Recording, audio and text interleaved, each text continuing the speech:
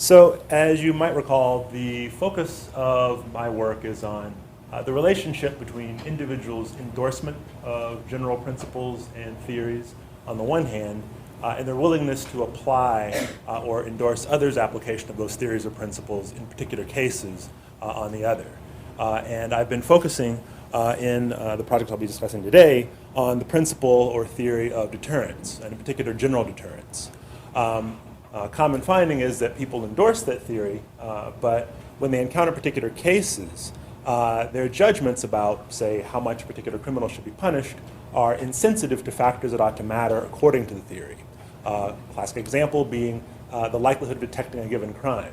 According to deterrence theorists, one optimizes deterrence by punishing hard-to-detect crimes more severely in order to offset that low probability of detection, thus maintaining an expected value of punishment that is high enough to deter the would-be wrongdoer. So Kevin Carl-Smith has manipulated detection likelihood and found that people tend to be insensitive to that. So they punish a criminal whose crime is hard to detect the same as one whose crime is easy to detect. What they are sensitive to are factors that are relevant to just deserts theory, such as how outrageous the crime seems to be, all of which suggests that people tend to be intuitive retributivists and not intuitive deterrence theorists, despite their endorsement of the theory. One of the things that I wanted to ask is, what if we examined experts? Might they, for example, have better defined theories of deterrence that they would apply? Might they see the relevance of deterrence to these cases more so than non-experts?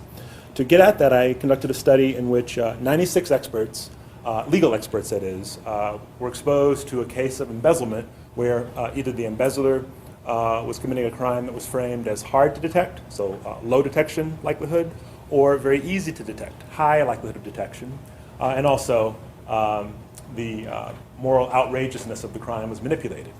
And in general, the experts look like non-experts. They punish the more outrageous crime more severely. In general, they're insensitive to detection likelihood. But when you classify them by need for cognition, which, as a reminder, is a measure of cognitive motivations, how much individuals enjoy thinking and engage in cognitive activity, there's an interaction between need for cognition on the y-axis and likelihood of detection of the crime. What's on the y-axis is the recommended sentence. Higher values represent more severe sentences. The high need for cognition experts are behaving like deterrence theorists. They're actually punishing the crime that's hard to detect more severely than the crime that's easy to detect. Whereas you don't see that pattern among the low need cog experts. So expertise seems to be insufficient, but it may be the combination of expertise and cognitive motivation. And it's also worth noting, and this is in response to a question that John raised last year, I have yet to see this pattern among non-experts. So it does seem to be specific to the legal experts. Now the question remains, even though we can induce this deterrence application, or at least behavior that appears to be the application of deterrence among the experts, could we induce non-experts to do this?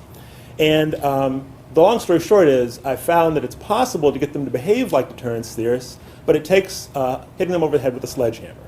In particular, the sledgehammer is the sledgehammer of anchoring.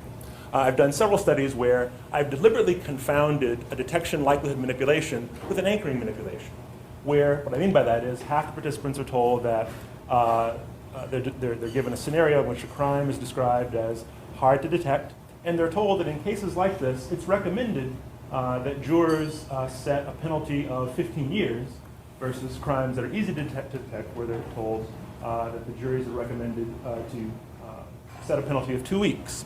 They're told they're free to ignore that, to attend to that if they wish, and what you find is, say in this case, with this is a sample of over 200 non-college students, so individuals sampled through a marketing company that sends web traffic to my web surveys.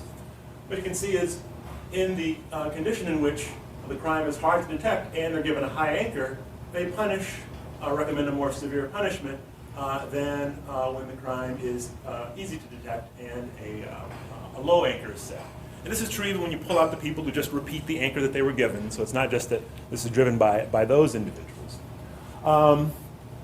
Now I should acknowledge that this seems to just be an anchoring effect. In another study in which I deliberately confounded the anchor with the manipulation of whether the the crime was highly public, or the punishment was highly public or not, where, thanks, according to deterrence theory, the case for punishment is stronger with a highly public crime or highly public punishment. There you see that people are punishing more severely in the condition where there's a high anchor, which is also the condition in which the crime was said to be highly public, than when the punishment is said to be less public, but there's a low anchor. But even if you omit any reference to publicity, you're still just finding the same effect. It's just an anchoring effect. In other work that I won't have time to discuss because I've just been zeroed out, I've examined how people respond to descriptions of others' application of deterrence. There is a wealth of work showing that people, even those who are expert in deterrence, when asked if it's fair, if it's appropriate to punish hard-to-detect crimes more severely than crimes that are easy to detect, people say in general that's not a good idea. And I found that that is true, but it depends on how you frame it. That same disparity, whether it's framed as punishing a hard-to-detect crime more severely than an easy-to-detect crime, can also be framed the other way, punishing crimes that are easy to detect less severely than the other way around. And people don't respond to those frames the same way. I'll tell you which way they do if a question comes up later, but I'm out of time, so I'll have to stop. So thank you.